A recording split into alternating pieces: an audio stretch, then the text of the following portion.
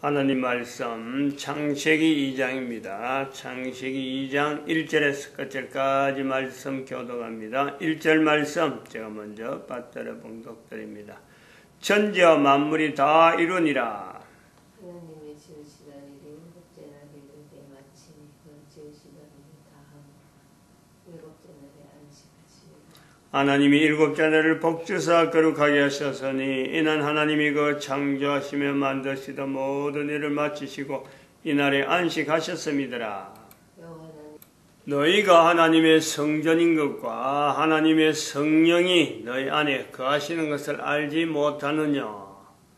모든 정사와 권세와 능력과 주관하는 자와 이 세상과 오는 세상에 일컫는 모든 이름 위에 뛰어나게 하시고 또 만물을 그 발 아래 복종하게 하시고 그를 만물 위에 교회의 머리로 주셨느니라. 교회는 그의 몸이니 만물 안에서 만물을 충만케 하시는 자의 충만이니라.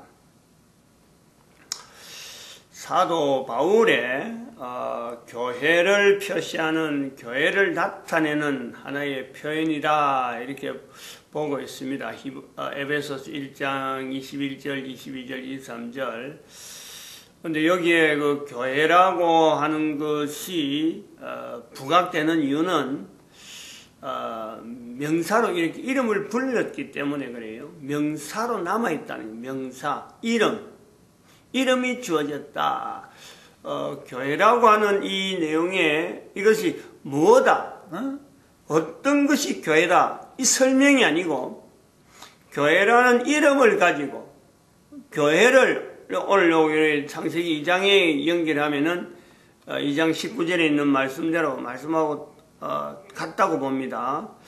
여호와 하나님이 흙으로 각종 들짐승과 공중의 각종 새를 지으시고 아담이 어떻게 그 이름을 짓나 보시려고 그것들을 그에게 이끌어 이르시니 이름을 지으라고 이제 우리 그 아담 앞으로 많은 생물들과 공중에 나는 새가 지나가고 있다. 한꺼번에 다 그랬느냐? 절대 그렇진 않습니다. 아담이 지금 하나님으로부터 말을 배워가는 거예요. 자꾸 말을 익혀가는 거, 뭐 배운다 가는 거는 나중에 이야기인데, 말을 자꾸 익혀가는 거예요. 입에 있는 기능을 가지고, 사람한테 있는 말할 수 있는 기능을 가지고 하나님의 말씀, 이 대화하고 소리 나는 이런 내용을 통해서 말을 자꾸 하나하나 익혀가는 겁니다. 이렇게 가는데 우리가 그 아이들한테 이래 그 말을 익히는 내용도 그렇잖아요. 동일한 단어를 똑같이 씁니다. 똑같이 쓰면은 말을 따라해요. 근데 이름. 하나의 이름인 거예요. 근데 말과 말 사이에서 들어가는 또 문장이라고 할 수 있는 내용은 여러 가지 기능을 가진 또 다른 이름이 있다. 이름이 제일 먼저 익혀지는데 이름이 있다. 그 다음에는 또 동사, 뭘 했다. 이름이 뭘 했다. 이름이 뭘 했다 하면 동사가 되는 거지. 이름은 명사가 되고, 그리고 동사가 되고, 그 다음에는 의사표시를 하기 위해서 나와 너, 내가 그랬느냐, 너가 그랬느냐, 이런 또 그 인칭을 나타내는 이런 표시들, 몇 시에 했느냐, 언제 했느냐, 어떤 때에 무엇 때문에 했느냐. 여기에는 육하 원칙이라고 하는 보통 우리가 줄여서 OW1H라고 하는 이 구조로 말을 하게 되는 거예요. 말이 막 장하게 늘어나는 게 아니고 누가 언제 어디서 무엇을 왜 어떻게 한 5개 정도 어떤 줄여지는. 그래서 우리가 신문이나 이런 뉴스 보도를 들 때 항상 그게 맞추잖아요. 주제가 주제되어지는 그 어떤 요소에 그 문장을 어떻게 표현할 건가 간략하면서도 전체를 다 나타내는데 이런 그 육하 원칙이라고 하는 구조로서 말하면은 전달이 빠르다 하는 것이 이제 형성되어지니까 그렇게 표시한단 말이에요. 그거는 이 사람이 하는 거, 지금에 하는 거나 과거에 하는 거나 또 사람이 처음 생겼을 때 하는 거나 사람이 똑같아요. 근데 말을 시작할 때의 과정을 보면은, 처음부터 그렇게 뭐 술술술 육하원칙이 어떻고 이렇게 하지 않는 거죠. 처음에는 분명히 단어, 아이들에게 알려주는, 우리가 알 수 있듯이 말, 엄마, 아버지, 방, 책상, 연필, 이런 식으로 이렇게 단위 명사에 대한 것만 익혀주는 거죠. 그리고 익혀주면서 다른 말들은 뭐 방을 나갔다, 뭘 했다, 세수를 했다, 세수를 했다, 이런 거 문장 구조는 사람마다 지역에 사는 사람이나 한데 그 가정에서 익혀지는 늘 부르는 부모님들이 하는 내용을 말을 통해서 거기에서 여러 가지 문장이 되어질 수 있는 내용을 하나씩 이렇게 익혀지는 거죠.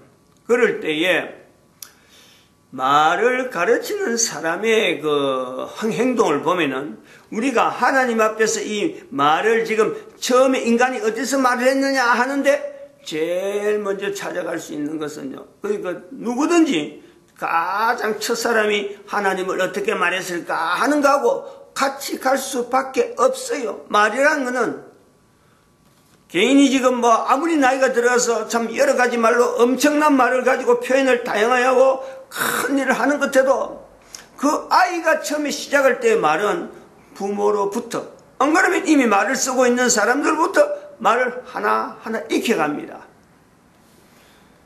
이런 익혀가는 내용에서 우리가 인간의 말이 제일 처음에 시작되어질 때에 하나님, 그 하나님께서 말을 가르치는 하나의 요소에 어떻게 인간에게 말을 가르치는가 하는 여러 가지 어떤 내용이 있겠지만은, 다양한 내용이 언어에 대한 표현이 있겠지만은 가장 우리가 쉽게 부모님들이 아이에게, 갓난아이에게 말을 가르칠 때 하는 것처럼 명사를 익히도록 명사부터 시작하고 있다 하는 것을 우리가 볼 수 있는 거죠.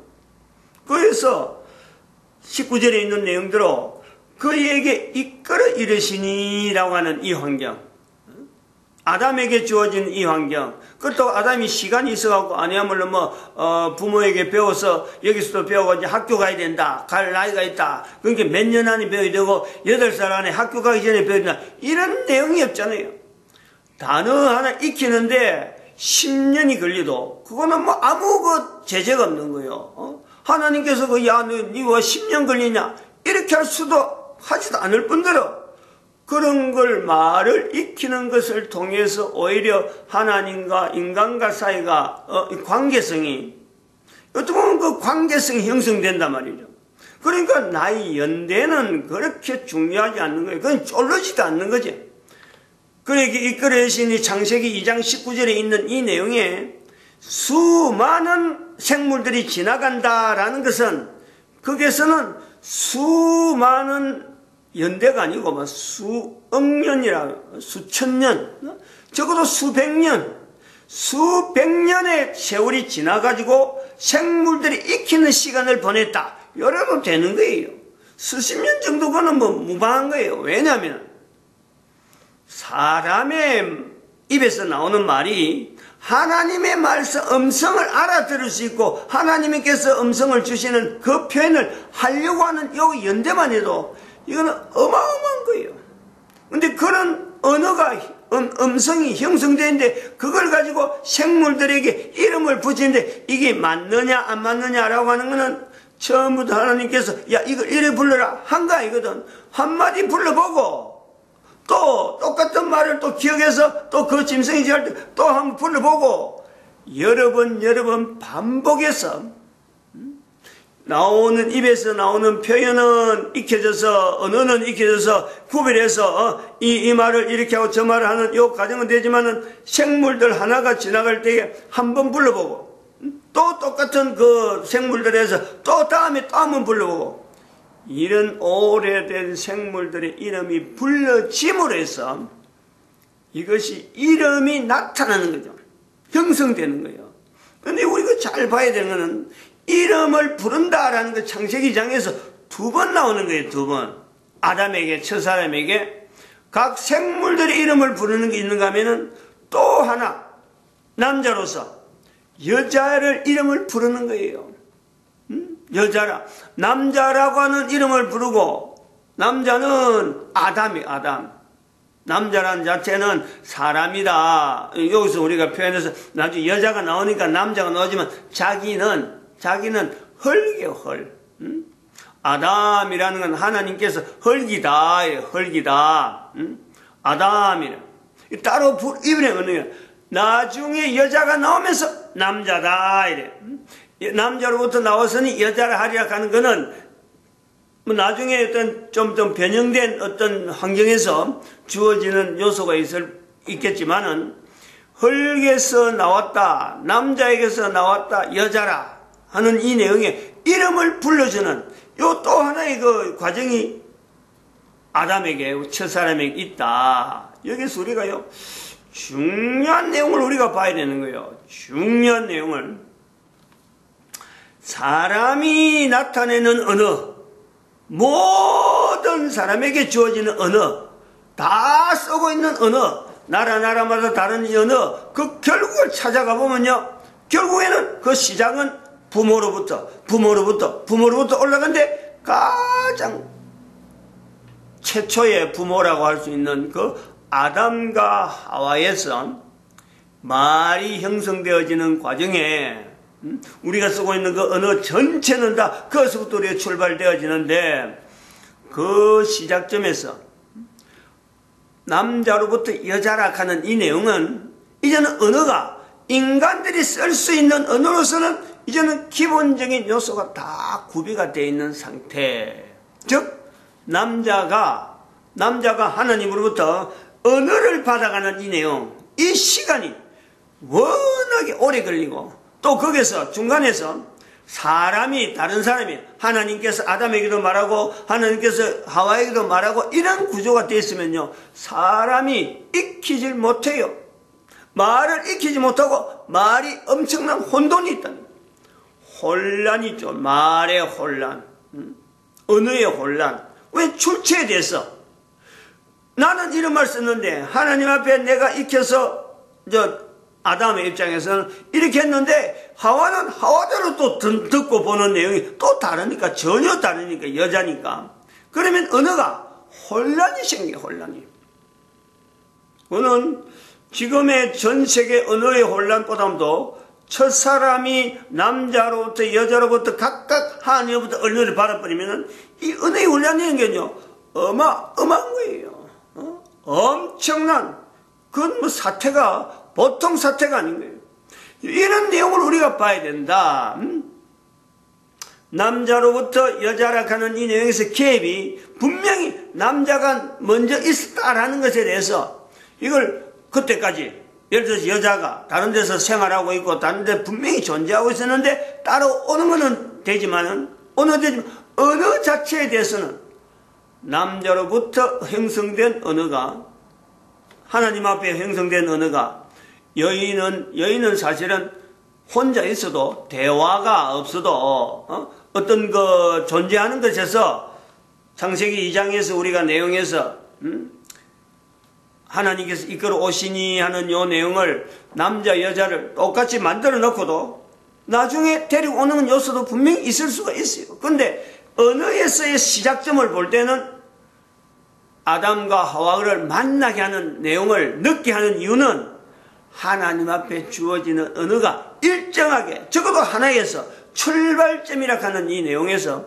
공통되고 모든 사람들이 이걸 수용할 수밖에 없는 환경이 필요하다. 이것을 우리가 보는 거죠. 그 언어에 대해서, 언어 자체에 대한 이 훈련이 남자로서 여자로, 또 여자로부터 여자와 남자의 관계, 언어 자체가, 이것 자체가 하나님으로부터 출발한 것이다 라는 그 증거가요, 3장에 나오는 뱀과의 대화에서 우리가 볼 수 있단 말이에요. 뱀과의 대화. 여기서 나오는 내용을 보면은 뱀이 여자에게 이르되, 정말 하나님께서 선악을 알게 한 나무의 실과를 먹지 말라 하더냐, 이렇게 정말 이렇게 아주 다그치는 이런 표현은 굉장히 고급화된, 저는 문장 자체가 굉장히 고급한 데는 즉 세련됐다. 세련이. 이 세련된 문장이 될 때까지는요 굉장히 오래 가는 거예요. 엄청나게 오래 가는 거예요. 오래 가는데 요 내에서 대답하는 하와의 대답이 있어요. 하와의 대답. 하와의 대답이 하나님이 동산 중앙에 있는 선악을 알게 한 나무의 실과의 열매는 먹지도 말고 만지도 말라. 만지도 말라는 말이 나온단 말이에요. 먹지도 말라는 말이 나와요. 그럼 이 말은 어디서 나왔느냐는 거죠. 하와에게 주어지는 이 말은 어떤 참 하와로 볼 때는 아주 새겨진 어떤 참 관용어란 말이에요. 관용어. 먹지 말라. 이런 것은 오랫동안 똑같은 말을 계속해서 듣고 계속해서 들을 때 이 말이 나오는 거예요. 그 똑같은 말을 계속 들었다? 아담은 하나님으로부터 들었다. 그러면은 하와는 남편에게 듣는 거예요. 남편. 저 말은 아담에게 듣는다는 거예요. 하와가 대답하는 이런 표현을 자세히 보면요. 사실은 여자로서 대답하는 말이 아닙니다. 여자는 이런 대답을요. 누구하고 적극적으로 만나서 바로 자기가 하는 말로서 내가 해야 될 말로서 표현하는 건요. 그거는 뭐 해라 뭐 하라 이런 내용은 사실은 주입이 안 돼 있으면은 말을 못 하는 거예요. 뭐 했기 때문에 먹지 말라 뭐 함으로 하지 말라 이런 표현은 여자에게 적합한 어떤 구조의 말이 아니란. 여자들이 할 수 있는 말은 그야말로 뭐 먹으면 먹는갑다. 좀 이쁘면 이쁜갑다. 싫으면 싫은갑다. 좋으면 좋은갑다. 여기서 끝나는 거예요. 말이 필요가 없는 여자들은. 그런데 아담에게서 들은 말이 있기 때문에 뱀에게 대답하는 이 내용. 그리고 나중에 하나님께서 선악을 알게 한 나무의 실과를 먹을 때 아담부터 물어보는 거예요. 네가 먹었느냐? 하와에게는 네가 이렇게 했느냐? 우리가 보면은 3장 9절 이하로 보면은 11절에 가라사대 누가 너의 버섯음을 내게 구하느냐? 내가 너를 먹지 말라 명한 그 나무를 내가 먹었느냐? 먹었다 그럽니다. 13절에는 여호와 하나님이 여자에게 내가 어찌하여 이렇게 하였느냐? 어찌하여 이렇게 설명을 해봐라. 설명을 해봐라. 뱀이 나를 깨므로 내가 먹었나이다.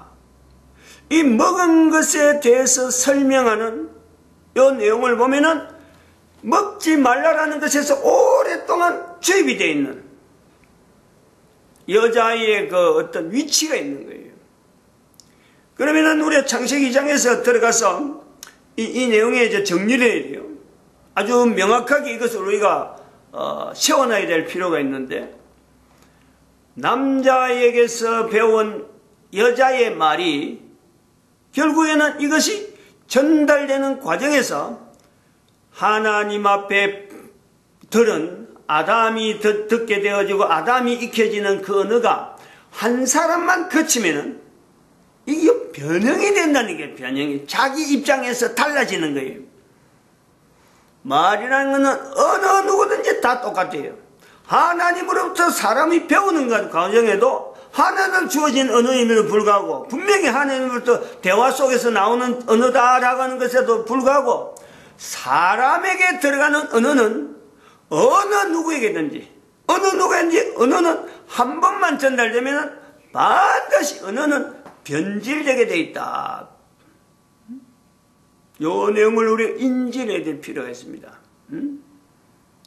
언어가 얼마나 힘이 있느냐, 언어에 힘이 있고 언어가 중요한 내용은 이게 변형이 되어지 않는 것에서 계속 되어질 때 이게 힘이에요. 그렇게 되어지도록 사회가 유지하려고 하고 그것이 귀하니까 더 이상 변질되면 안 된다 하는 여러 가지 장치들, 수없는 장치들이 남겨지는 내용에서 우리가 문서가 남아있는 거예요. 변형이 안 돼야 되므로 그래서 어떤 장치를 하면 좋을까? 그래서 문자라는 것이 형성되어져서 문자가 필요하다 하는 어떤 필요성을 보는 거죠.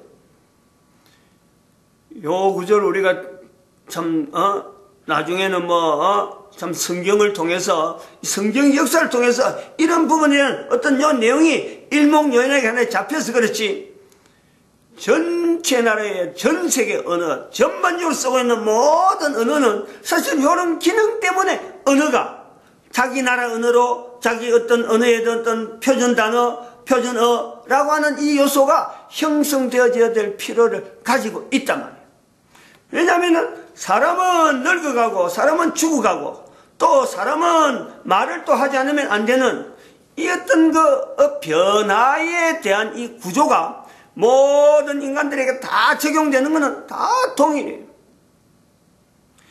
저 사람이 아담이 선악을 알게 한 나무의 실과를 먹었으므로 사람이 죽는 것이 아니라 사람은 생명체이기 때문에 결국은 죽도록 되어 있는데 그 생명체에 죽도록 되어 있다는 그 내용은 언어를 통해서 우리가 이야기해 보면은 언어 자체를 쓰는데 내가 받아들인 언어가 내가 살아온 인생, 살아야 될 인생 전체에서 내가 써야 되는 언어가 내 자신이 벌써 내한테 들려올 때부터 벌써 이거는 변형에 대한 언어 자체가 변형이 되어서 내한테 들어오는 거예요. 처음에 쓸 때는 이게 맞는가 안 맞는가 긴가민가하게 쓰던 첫 사람도 자꾸 쓰면서 여기에 이 말 썼다 그러면은 요거하고 비슷하게 다른 생물에게도 또 비슷한 언어를 쓰면서 비슷한 내용을 가지고 또 하나를 붙여가고 또 하나 붙여가고 살아가면서 벌써부터 세월 속에서 언어를 쓰는 그 내용이 변형이 되는 거예요. 변형이. 하나님 앞에 언어를 쓸 때 묻지 않았다라고 하는 요소도 벌써부터 그게 변형이 되어가는 자기의 이제 탄력이 능력 자체가 언어를 붙여준 이름을 부른 데서 능력 자체를 느끼고 내가 할 수 있구나 하는 그 탄력 때문에 하나님 앞에 물어볼 어떤 것도 이제는 생기지 않는 거야. 내 능력이다 하고 막 이름을 붙이다가 그 끝에서 여자라 하는 이름까지 불러가는 우리의 모습을 본다. 우리가 쓰고 있는 모든 언어, 내가 가진 어떤 모든 것에 비교를 해서 내가 남길 수 있는 언어 자체가 어쩌보면요, 그게 재산이에요. 그게 자산이에요. 그게 유산이 될 수 있다는. 다른 건 안 가져가는데, 다른 건 못 가져가는데, 자손들 앞에서 내가 아무것도 가져갈 것이 없어요. 그러나 내가 남길 수 있는 말 한마디가 이게 가치가 있고 없고 관계는 그 자손들이 그 가치를, 그 말을, 남긴 말을 어떻게 계속해서 이어지고 계속해서 어느 때까지 계속 가져가냐. 이것이 보이지 않는 자산이에요. 어마어마한 유산이라니까. 조상으로부터 이런 유산을 받았느냐 받지 않았느냐, 요 가름새를 우리는 사도 바울이 예수님이라고 하는 그 말씀은 표현하지 않지만 예수님이라는 이름은 나타내지 않아도 에베소 1장 21절 22절 23절에 당대 쓰고 있는 교회라고 하는 흔해 빠진 그 교회를 가지고 거기서 예수 그리스도라고 하는 표현하려고 하는, 이런 표현하려고 하는 이 내용이 어쩌면 유대인이라고 하는 이 자산, 그로 인해서 그런 노력이 바로 성경이, 구약 성경, 신약 성경이 나중에 형성되어서 성경이 전 세계에 갈 수 있는 이런 놀라운 힘을요, 우리는 그 보는 거예요. 하나님의 말씀을 이렇게 해갖고 하나님께 직접 기록했다, 이런 걸 가지고 하나님 말씀이라 하지 않는 거예요. 한 사람 한 사람이 하나님과 관계에서 주어지는 자기 있는 상황에서 어떤 알맹이 있는 말, 그 표현을 내가 어떻게 남길 수 있는가. 그걸 또 사도 바울처럼 비록 유산을 남기려고만 이런 시도는 하지 않더라도 내 자신이 스스로 한 사람이 살아서 사는 동안에 주어지는 언어, 수많은 언어를 쓰는데 그 수많은 언어 죽고 나면요 아무도 기억하지 못하고 아무도 그걸 찾지 못할 그 언어 남기는 것보다도 죽을 때 자손들이 그 쓸 수 있는 그 단어를, 그 언어를 남기는 것에 통해서 한 사람의 자산 자체를 우리가 고려한다면요 어마어마한 그걸 우리가 볼 수 있다는, 그런 것에서 우리가 볼 때 거지 나사로도 아무것도 없다고 하는 거지 나사로, 자산이 아무것도 없다는데 불구하고 거지 나사로가 아브라함의 품에 있는 내용을 예수님의 입에서 나타내는, 에베소서 1장 21절에 반대되는 요소 아닙니까? 예수 이름이 없는데 거기에는 예수 이름이 교회하고 연결되듯이 나사로, 거지 나사로 아무 자산이 없는데 예수님께서 예화를 들어서 나사로를 높이는 그 내용에 나사로가 아무것도 없겠느냐? 아무것도 없었을까?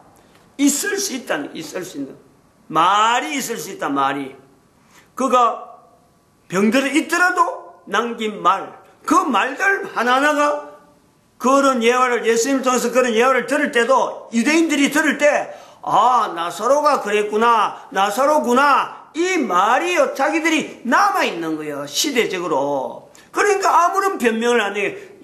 나사로가 왜 그래서 변명을 주변에서 나사로 그런 사람 아니야, 나는 이런 말 들었어 라고 말을 증거해버리면요, 예수님의 예화가요 아무 근거가 없어요. 근데 아무도 말을 하지 않는, 아무도 나사로를 공격하지 않는 내용에는 나사로가 남긴 말이 있다. 이걸 우리가 찾아내는 거죠. 이걸 우리가 앞으로 후손들에게 남겨주는 우리의 위치가 있다. 지금도 가능하다. 이래 보고 있습니다. 마칩니다. 기도드립니다. 할렐루야.